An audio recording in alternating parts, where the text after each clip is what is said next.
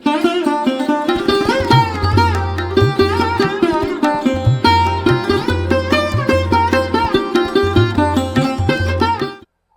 प्रणाम।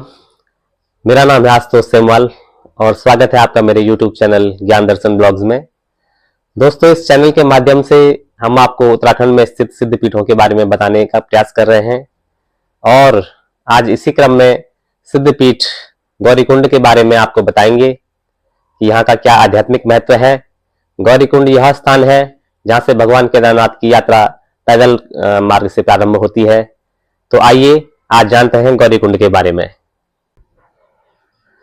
ओम खड्गम चक्रगदेषु चाप परिगम शूलम बुशुंडिम शिरहो शंखम संदवतिम करस्तिनैनाम सर्वांग भूसामृताम नीलास्मद्युतिमाश पाददशकाम सेबे महाकालिकाम यामस्त्वस्तुपिते हरौ कमलजौ हंतुम मधुम कैटभम।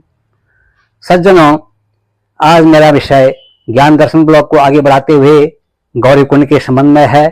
गौरीकुंड जो कि भगवान केदारनाथ के मार्ग में सबसे अंतिम पड़ाव है और यहाँ तक ही बस जाते हैं। इसके ऊपर पैदल मार्ग शुरू होता है। लगभग 6 कोस की दूरी पर आगे भगवान केदारनाथ जी विराजमान हैं। यह स्थान अपने में बहुत बड़ा सिद्ध पीठ है। इस स्थान की महत्ता इस प्रकार से है। प्राचीन काल में माता गौरी ने हिमालय के घर में अर्थात माता माना के गर्भ से पैदा होकर के इस स्थान में बहुत घोर तप किया था और घोर तप करने के बाद भगवान शंकर गौरीश्वर के रूप में इनको प्रकट हुए थे सामने, और गौरीश्वर का दर्शन करने के बाद यह स्थान गौरीकुंड के नाम से भी विख्यात हुआ। इस प्रकार से इस स्थान में गौरी माता ने तप करने के बाद भगवान शंकर का वर्ण यहीं आगे त्रिवृंदावन में किया था। भगवान शंकर के साथ इनका विवाह हुआ था।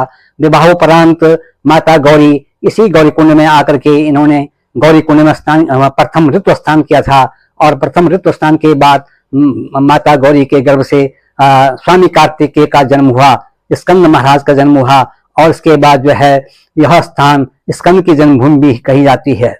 इसके बाद एक बार जब माता गौरी इस गौरीकुंड के तप्त कुंड और गौरीकुंड में स्नान कर रही थी तो उन्होंने अपने द्वार पर अपने शरीर के मल से एक गजानन को पैदा किया, एक मतलब गणेश जी को पैदा किया और गणेश जी को पैदा करने के बाद उनको द्वार पर स्थापित कर दिया कि यहाँ किसी को आने मत देना, तुम द्वार पर रक्षा करो, यहाँ कोई न आए, मैं यहाँ स्नान कर रही हूँ। तो उसके बाद द्वार पर गणेश जी खड़े हो गए और माता पार्वती ही गौरीकुंड में स्नान कर रही थी, ऋतु स्नान कर रही थी। लेकिन उसी समय भगवान शंकर कहीं से आए, केदारनाथ से आए और अंदर जाने के लिए इच्छुक थे। तो गणेश जी ने उनको रोका। गणेश के साथ इनका युद्ध हुआ और गणेश जी के साथ इनका युद्ध हुआ तो उन्होंने गणेश का शिरच्छेदन कर दिया और इसके बाद माता पार्वती इन पर नाराज हो गई कि इन्होंने मेरे द्वारा उत्पन्न किए गए पुत्र का शिरच्छेदन किया है। इस प्रकार माता पार्वती को शांत करने के लिए भगवान शंकर ने उनको एक हाथी का सिर लगा दिया। इसके बाद इनका नाम गजानन पड़ा। इस प्रकार से यहाँ पर एक जगह है, मुनकट्टा गणेश कहते हैं, गढ़वाली भाषा में मुनकट्टा गणेश एक जगह है जो कि केदारनाथ के पहले रास्ते में गौरीकुंड से 1 कोस की दूरी पर है। यहाँ पर जो है मुनकट्टा गणेश की एक मूर्ति भी है जिसकी पूजा होती है। यह स्थान बहुत ही सिद्धिदायक स्थान है। यहीं पर भगवान गणेश जी का शिरच्छेदन हुआ था और उसके बाद जो है गणेश जी पर जो है हाथी का सिर लगाकर इनका नाम गजानन पड़ा था। इस स्थान में 2 कुंड हैं, एक तप्त कुंड है और एक गौरी कुंड है। इस तप्त कुंड में जब कोई यात्री स्नान करते हैं, थक करके आते हैं, परिश्रांत होकर के आते हैं और इस कुंड में स्नान करते हैं, उनकी सारी थकान मिट जाती है। आते समय भी और जाते समय भी केदारनाथ के मार्ग में यह स्थान बड़ा ही आरामदायक स्थान है। यहीं पर गौरी का कुंड है। इस गौरी कुंड में जो है जो भी व्यक्ति अपने पितरों का तर्पण अर्चन करता है, अपने पितरों की मोक्ष के लिए जो है तर्पण करता है, उसके पितरों को मोक्ष की प्राप्ति होती है। इस गौरीकुंड में पितृ तर्पण भी किए जाते हैं। यहाँ पर गौरीकुंड में गौरीकुंड के मूल स्थान पर सिद्ध पुरुष गोरक्षनाथ जी की तपस्थली भी रही है। गोरक्षनाथ जी ने बहुत ज्यादा तप यहाँ किया भगवान शंकर को प्रसन्न करने के लिए, और जहां पर इनकी धुनी थी गोरक्षनाथ जी की धुनी, उसी धुनी के मूल प्रांत से ही एक गर्म जल की धारा निकलती है और यह गर्म जल की धारा बह करके आगे एक कुंड बनाती है। इस कुंड में परिश्रांत यात्री जब केदारनाथ से आते हैं या केदारनाथ को जाते हैं, उस कुंड में अवगाहन करते हैं और सारी थकान मिट जाती है। इस प्रकार से गौरी कुंड में भगवान गौरीश्वर का एक मंदिर है, जहां पर भगवान गौरीश्वर की पूजा होती है।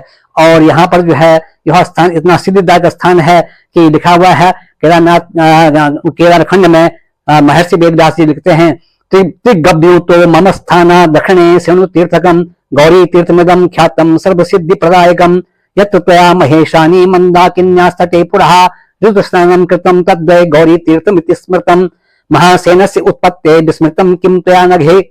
भगवान शंकर कहते हैं, हे पार्वती, क्या तुमको पता नहीं है कि तुमने जो है जहां कार्तिकेय को जन्म दिया, यह वह स्थान है। इस स्थान की महत्ता बहुत अधिक है। गौरी तीर्थ में शिव भगवान गौरीश्वर के नाम से विख्यात हैं और इनके दर्शन पूजन से जो है शिवलोक की प्राप्ति होती है। इस स्थान पर जो गौरी कुंड में स्नान करता है तो और वहां पर जो तप्त कुंड है उसमें स्नान करता है, स्नान करने के बाद और वहां की जो मिट्टी है उस मिट्टी का तिलक सिर पर लगाता है तो कहते हैं कि वह भगवान शंकर को पार्वती के समान प्रिय हो जाता है। केदारखंड में महर्षि वेदव्यास लिखते हैं, स्नानम करोति यस्तत्र मृत्तिकाम शिरसा बहेत सबै मम प्रियतरो यथा त्वं मम वल्लभा। इस प्रकार से यहाँ पर 7 रात तक जो भी व्यक्ति जप करता है, भगवान शंकर का जप करता है, वह गोरक्ष की भांति, वो गोरखनाथ की भांति ही सिद्ध हो जाता है। लिखा है, तत्स्तुत्वा सप्तरात्रम जपन्ने शिवमुत्तमम सिद्धो भवति देवेशी यथा गोरक्ष उत्तमः। गौरी कुंड में जो है भगवान शंकर गौरीश्वर नाम से विख्यात हैं। तत् गौरी सत्वेन ख्यातो हम शिवलोकदः। जो गौरीश्वर भगवान का शिवार्चन करता है, उनको जलार्पण करता है, उनका अभिषेक करता है, वह जो है शिवलोक को प्राप्त हो जाता है। इस प्रकार से यह तीर्थ बहुत ही सिद्धिदायक तीर्थ है। इस तीर्थ में एक जगह है मुनकट्टा गणेश। मुनकट्टा गणेश गढ़वाली भाषा का शब्द है, जहां पर गणेश जी का सिर भगवान शंकर ने काटा था और तब जाकर के उनको फिर जो है हाथी का सिर दिया था। फिर वो जो है बनायक बन गए थे। बनायक गजानन तीर्थ भी यहाँ पर है। तो यहाँ पर गौरी कुंड के बारे में महर्षि वेदव्यास जी लिखते हैं, गौरी तीर्थो परे भागे क्रोशो परम दुर्लभम वैनायकम तथा द्वार संस्कृते संस्कृत शिवे गणेशस्तावक पुत्र अंगरागेण कृतः स्थापितो द्वारिदेवेशे तया च स्नाप्यमानयः मया यस्य शिरश्छिन्नं पतितं शिव क्षेत्र के प्रसन्नेन मया देवी पुनः कार्यवरं शिरः संयोजितं तदंगे तो ततो गजमुखो भवत् संपूजितं गणेशं तो नाना नैवेद्य द्रव्यके गच्छेन मम महास्थाने यत्र गत्वा शिवो भवेत्। इस स्थान पर भगवान शंकर ने गणेश का शिरच्छेदन करके उनको फिर गजानन रूप दिया था। यह इतना सुंदर तीर्थ है।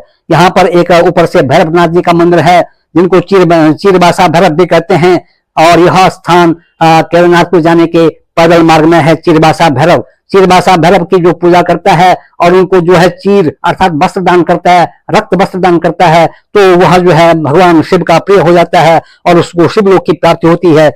इस बारे में इस चीरबासा भैरव के बारे में महर्षि वेदव्यास लिखते हैं, गौरी तीर्था दुर्गभागे पर्वते स्वदिगस्थले चीरबासा भैरवस्तु क्षेत्रम रक्षति मामकम तस्मै चीरादिकम दत्ता सर्वं पुण्यम लभे नरः अन्यथा तत्फलम सर्वम हरते भैरव शिव।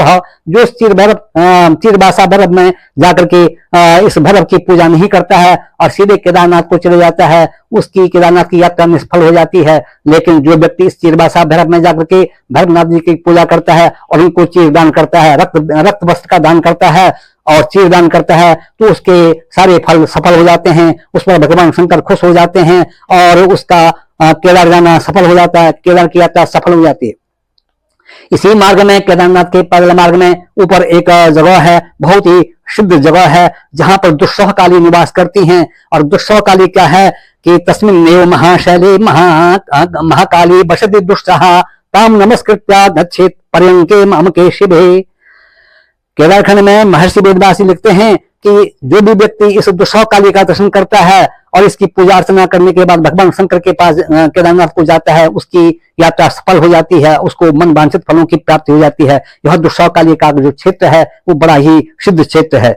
इस प्रकार से सज्जनों, यहाँ पर जो है जो भी व्यक्ति जाता है और इस प्रकार से अपने पितरों का तर्पण करता है, उसके पितरों को मोक्ष मिलता है। और इस प्रकार से यह स्थान भगवती गौरी के अंग से पैदा होने वाले गणेश जी का भी स्थान है। और भगवान शिव के द्वारा जब गणेश का शिरच्छेदन किया गया था, उसके बाद उन्होंने उसको हाथी का सिर दिया, उसके बाद उनका गजानन रूप पड़ा, इनका भी यहाँ जन्म हुआ।